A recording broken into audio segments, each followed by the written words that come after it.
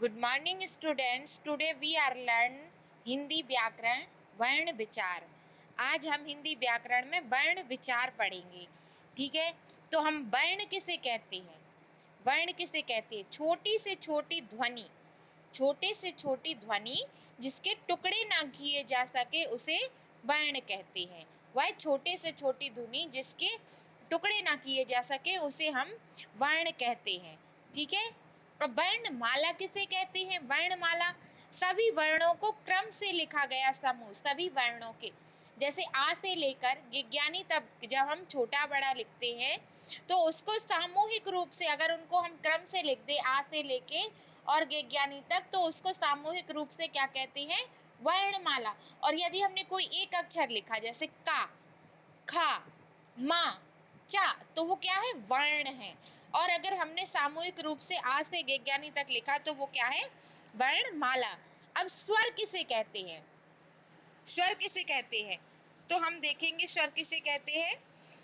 जो वर्ण किसी वर्ण की सहायता के बिना बोले जाएं, जो वर्ण किसी अन्य वर्ण की सहायता के बिना बोले जाएं, बिना सहायता के जो बोले जाते हैं वो क्या कहलाते हैं?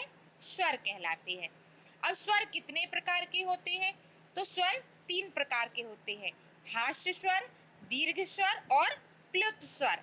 हास्य स्वर किसे कहते हैं? हास्य मतलब कि छोटा, जिन वर्णों के उच्चारण में कम समय लगता है उन्हें क्या कहते हैं? हास्य स्वर। ये 4 होते हैं, अ, इ, उ और ऋषि। दीर्घ स्वर किसे कहते हैं? जिन वर्णों के स्थान में दुगना समय लगे, 2 मात्राओं का समय लगे, उन्हें हम क्या कहते हैं?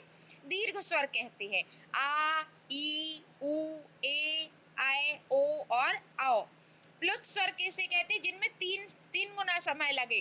ओम, 3 गुना समय लग रहा है ना ओ में, तो वो प्लुत स्वर कहलाते हैं। और स्वरों की संख्या कितनी होती है? स्वरों की संख्या कितनी होती है? स्वरों की संख्या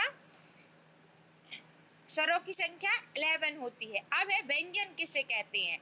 तो व्यंजन जिन वर्णों का उच्चारण स्वरों की सहायता से होता है उन्हें हम व्यंजन कहते हैं। व्यंजन 4 प्रकार के होते हैं, स्पर्श व्यंजन, का कबूतर से लेके माँ मछली तक, ये 25 होते हैं टोटल। अंतस्थ व्यंजन या, रा, ला, वा।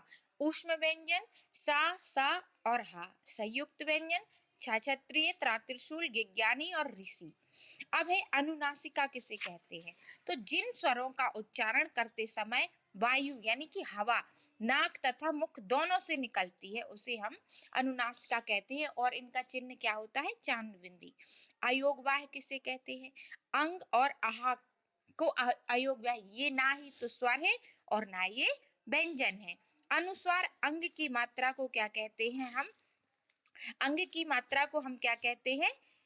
अनुस्वार कहते हैं। अब देखिए सभी वर्णों का अपना अपना बोलने का स्थल भी होता है, उच्चारण स्थल होता है। जैसे का वर्ग यानी कि का, खा, गा, घा, अड़ा और हा, आ, इनके बोलने का स्थान क्या होता है? कंठ, यानी ये गले से बोले जाती है। चा वर्ग सा, या, सा, ई, तालब से, तलवे से मतलब। टा वर्ग रा और वा ऋषि मूर्धा, गले के ऊपर, गले के अंदर। ता वर्ग और ला और सा दंत से। पा वर्ग उ ओष्ठ से। ए आए कंठ तालाव से। ओ आओ कंठोष्ठ, कंठ और ओष्ठ से। वा दंतोष्ठ से। अयोग वाह क्या होते हैं? अंग और आहा।